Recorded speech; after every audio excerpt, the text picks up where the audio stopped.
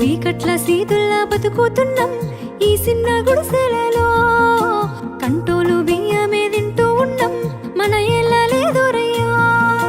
కష్టాలు తోడున్న అందరికీ నా ఒళ్ళని కనిపిస్తలేనమ్మ కొందరికి కష్టాల్లో నేనున్నని.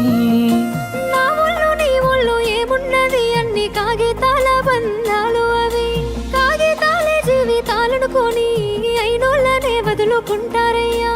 బాగుంటే 10 మంది వస్తారయ్యో చుట్టాలై మన ఇంటికి, లేకుంటే వదిలేసి పోతారయ్యో అయినోళ్ళే ముమ్మాటికి.